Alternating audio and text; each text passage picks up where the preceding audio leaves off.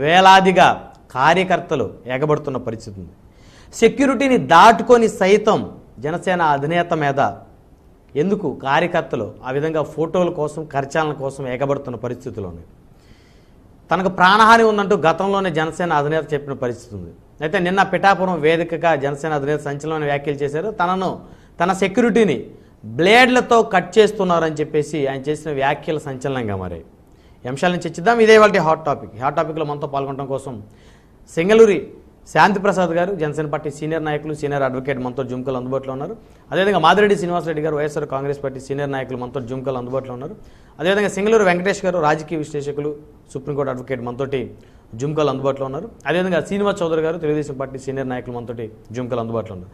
Right, ముందుగా సింగళూరు శాంతిప్రసాద్ గారితో మాట్లాడదాం. జనసేన పార్టీ సీనియర్ నాయకులు, సీనియర్ అడ్వకేట్ శాంతిప్రసాద్ గారు, గుడ్ మార్నింగ్ అండి. నమస్తే బ్రహ్మనాయుడు, మీకు ప్యానల్లో నా పెద్దలు సోదరులు చూస్తున్నట్టు నమస్కారం. చెప్పమంటారా?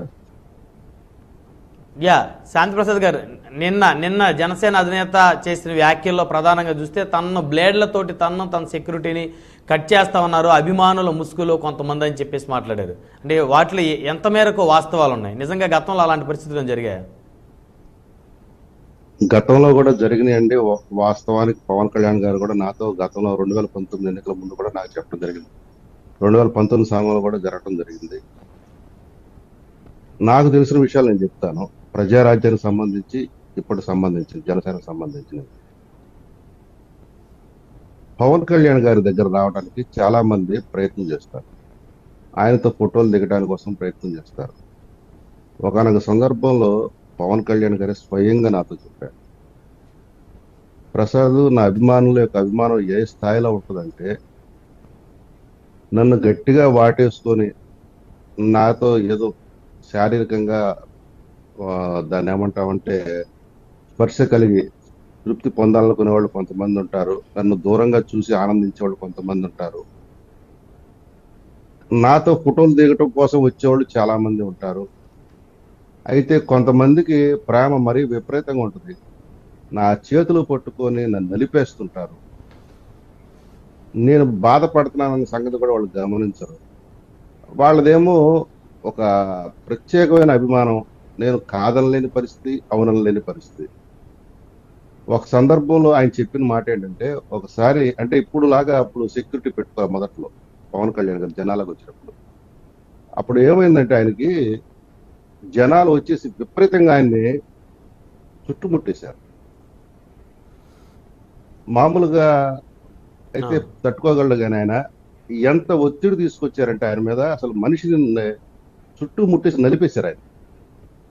ఆయన అన్న మాటల్లో చెప్తాను నేను. ఒక 1000 టన్నుల బరువుతో ఒక్కసారి నా గుండెల మీద అదినట్టుగా నన్ను అదివేశారు. నా పక్కటెంకులు ఇరిగిపోయినాయి అన్నంత భయం నాకు వచ్చింది. కానీ వాళ్ళు ఏం అనలేను, కాదనలేను. మెల్లగా వాళ్ళ మధ్యలోంచి నేను బయటకు వచ్చాను. నేను నా అభిమానుల యొక్క అభిమానం ఆ స్థాయిలో ఉంటుంది.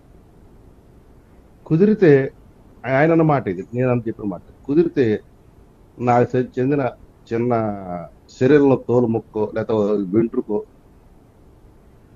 నా జుట్టు మీద ఉన్న వెంట్రుకో తీసుకొని వెళ్ళి జ్ఞాపకంగా పెట్టుకుంటారు కూడా ప్రయత్నం చేసేంత వీరాభిమానం అభిమానులు కూడా నా దగ్గర ఉన్నారు, నాకున్నారు. వాళ్ళ అభిమానాన్ని తోసిపోచ్చలేము, కాదనలేము అని చెప్పి నేను పడుతున్న నరకాన్ని వాళ్ళకి చెప్పలేదు. అందుకని కొంత నేను ప్రొటెక్షన్ కోసం సెక్యూరిటీ పెట్టుకున్నాను ఈ మధ్య అని స్వయంగా ఆయన చెప్పిన మాట. ఇక గతంలో మేము ప్రజారాజ్యంలో ఉన్నప్పుడు చిరంజీవి గారు ఆయన కూడా ఇట్లానే చేసేవాడు. చిరంజీవి గారు ఇట్లా ప్రొటెక్షన్ పెట్టుకోవాలి. ఆయన ప్రజల్లోకి వచ్చినప్పుడు మా మామూలుగా సామాన్యంగా వచ్చారు. అయితే ఆయన మీదకి జనాలు విపరీతంగా ఒక్కసారిగా తోసుకుంటూ వచ్చేవాళ్ళు. ఆ సందర్భాల్లో కింద పడిపోయిన సందర్భాలు చాలా ఉన్నాయి. మాకేమవుతుందంటే, మాకు ఈ రాజకీయ పార్టీలో, ప్రాంతీయ పార్టీల్లో అధినాయకుడే చాలా కీలకమైన వ్యక్తి. అధినాయకుడికి ఏదైనా జరిగితే మా పార్టీ కొద్దిగా ఇబ్బందికరమైన పరిస్థితులు వస్తాయి. వారికి అనారోగ్యం కానీ, ఆరోగ్య సంబంధమైన ఇబ్బందులు కానీ, శారీరక సంబంధమైన ఇబ్బందులు కానీ కలగజేస్తే అది మా పార్టీకి కొద్దిగా ఇబ్బంది కలిగించారు. నేను స్వయంగా చిరంజీవి గారి విషయంలో చూస్తాను. నేను మా మచిలీపట్నం వచ్చినప్పుడు ఆయన, అంటే మేము న్యాయవాదులు అందరూ హైకోర్టు అప్పుడులో ఉద్యమం చేస్తున్నాం. రాష్ట్ర స్థాయిలో ఉమ్మడి రాష్ట్రంలో ఉన్నప్పుడు గుంటూరులో హైకోర్టు పెట్టాలి, మేము న్యాయవాదులందరూ ఓకే. ఉద్యమం చేస్తూ మచిలీపట్నంలో మా బార్ అసోసియేషన్ లో న్యాయవాదులందరూ సుమారు ఒక 700 మందితో మేము మీటింగ్ పెట్టాం. ఆ రోజు చిరంజీవి గారు మచిలీపట్నం వచ్చారు, ఆర్ఎన్బి గెస్ట్ హౌస్ లో దిగారు.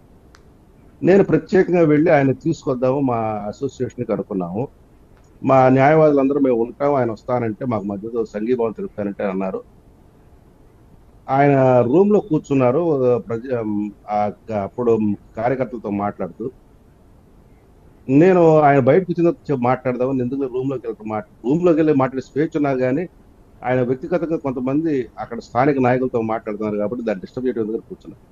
ఒక్కసారి రూమ్ తలుపు తెరిచి చిరంజీవి గారు బయటకు రాగానే విపరీతంగా తోపులాట వచ్చి ఒక మహిళ ఆయన మీద పడిపోతే ఆమె చేతికి ఉన్న గోళ్లు చాలా పొదురుగా ఉన్నాయి. ఆ గోళ్లు ఆయన చేతిని ఇక్కడి నుంచి ఇక్కడ చీర్చేసింది. నేను స్వయంగా నా కళ్ళతో చూశాను. అయ్యో. చిరంజీవి గారు ఏం అనలేకపోయారు. ఆ మహిళని చాలా మంది లాగడానికి ప్రయత్నం చేసి చిరంజీవి గారు తిట్టారు వాళ్ళని. ఆమె నా మీద అభిమానంతో వచ్చింది. ఒక్కసారిగా తోపులాట వచ్చినప్పుడు నా మీద పడిపోయింది. ఆమెకు చేతి వేళ్ళు ఉండటం వల్ల నాకు గీసుకున్నాయి, అంతేగాని బుద్ధిపూర్వకంగా చేయలేదు అని చెప్పి అక్కడ ఉన్న జనాలు వాళ్ళని సర్ది తర్వాత ఇక నేను అడగలేకపోయాను ఆయన మా బార్ అసోసియేషన్ రండి అని, ఎందుకంటే ఆ సంఘటన నా కళ్ళతో చూసే కాబట్టి. ఆ తర్వాత రోజు రాత్రి 9:30-10 ప్రాంతాల్లో విజయవాడ రైల్వే స్టేషన్కి వెళ్ళి నేను ఆయన చెప్పాను, సార్ మేము ఈ పర్పస్ కోసం వచ్చేట్టు ప్రసాద్ వచ్చి తప్పు చేసి నాకు చెప్తే నేను వచ్చేవాడిని కదా, అంతమంది న్యాయవాదులు నా కోసం ఎదురు చూస్తున్నారంటే నేను ఖచ్చితంగా వచ్చేవాడిని కదా, నాకు ఏ ఇబ్బందులు ఉన్నా కానీ అన్నాడు. మా పవన్ కళ్యాణ్ గారికి కూడా 2019 ఎన్నికల ముందు ఏలూరులో కొంతమంది వ్యక్తులు దాడి చేయడానికి కూడా ప్రయత్నం చేశారు. మేము ఒంటరిగా పోరాటం చేస్తున్నాం. ఆయన నివాసం ఉంటున్న అక్కడ కళ్యాణ మండపం దగ్గరికి వచ్చి రాళ్లు విసరటము ఇది చేశారు. అంతకుముందు ఆయన తిరుగుతున్నప్పుడు కూడా రాళ్లు విసరటానికి ప్రయత్నం చేశారు. దానికన్నా ముందు ఒక యాక్సిడెంట్ చేయడానికి కూడా ప్రయత్నం చేశారు ఉత్తరాంధ్ర ఏరియాలో. మా యొక్క జనసైనికులు అందరూ ఎలర్ట్గా ఉండటం వల్ల ఆ రోజు రాత్రిపూట అది తప్పిపోయింది ఆ ఘటన. కొంతమంది మరి వాళ్ళది ప్రేమ అంటామో ఏమో తెలియదు కానీ గాజువాక సభలో మీరు చూసారో లేదు, నేను ఆ రోజు గాజువాక నామినేషన్ చేసిన రోజు వెళ్ళాను 2019.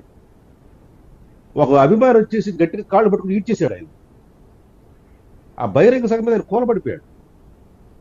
ఓకే. ఆయనకి చిన్నగా వెన్నుపూస నొప్పి వచ్చింది ఆయన. అవును. ఒక్కసారిగా కాళ్ళు లాగేసినప్పుడు. అట్లాగే ఈ మధ్య ఒకసారి ఆయన కారు మీద ప్రయాణిస్తుంటే పక్క నుంచి వాహనం నుంచి ఈయన కారు మీద దూకాడు ఒక ఆయన.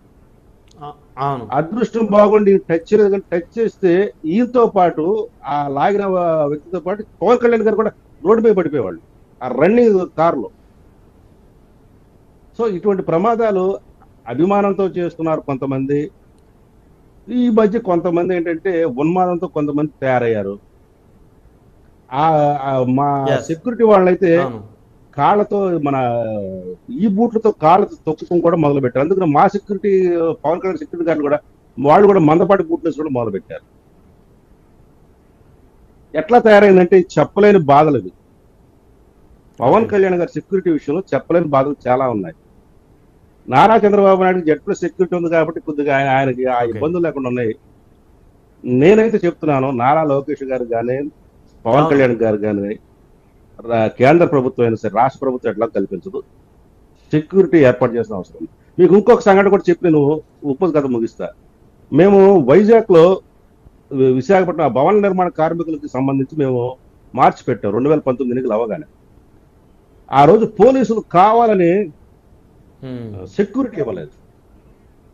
సెక్యూరిటీ ఇవ్వకపోతే అక్కడ ఒక పాయింట్ నుంచి ఆయన నడుచుకుంటూ రావాల్సింది అసలు నడవలేకపోయినప్పటికీ చివరికి కారుకి రావాల్సి కాలినడక యాత్ర 2-3 కిలోమీటర్లు చేయాల్సింది కారుకి రావాల్సిన పరిస్థితి వచ్చింది. అసలు కింద దిగితే అసలు మనిషిని నలిపేసేట్టున్నారు. అప్పుడు మేము అంత ప్రైవేట్ సెక్యూరిటీ కూడా పెట్టుకోలేదు. తర్వాత తిరుపతి ఉప ఎన్నిక వచ్చినప్పుడు కూడాను పవన్ కళ్యాణ్ గారు నడిచి వద్దాం అనుకుంటే అసలు ఆయన నడవని వల్ల చివరికి ఆ రోజు ఆయన కరోనా కూడా ఎఫెక్ట్ అయింది. బహిరంగ సభ అవగానే ఆయన కరోనా ఎఫెక్ట్ అయింది. దగ్గర 15 రోజులు మళ్ళీ ఆయన ఐసోలేషన్లోకి వెళ్ళారు. కాబట్టి ఆయన ఆరోగ్య పరిస్థితి, ఆయన యొక్క శారీరక భద్రత, ఆరోగ్యం మాకు చాలా అత్యవసరం. కాబట్టి ఆయన ఓపెన్ గా చెప్పాడు, తన అభిమానుల్ని కొద్దిగా కంట్రోల్ చేసుకోమంటున్నాడు, ఫోటోల కోసం ఎగబడద్దు అంటున్నాడు. ఇది నిన్న ఆయన చెప్పింది.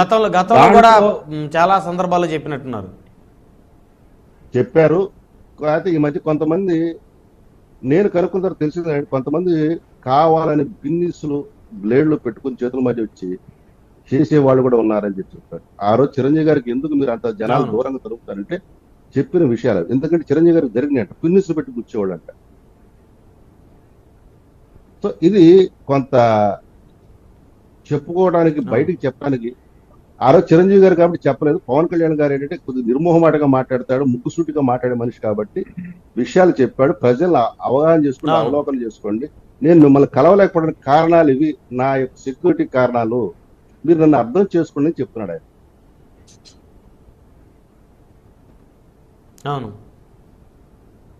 రైట్. మళ్ళీ వస్తాను మీ దగ్గరికి శాంతి ప్రసాద్ గారు. మనతో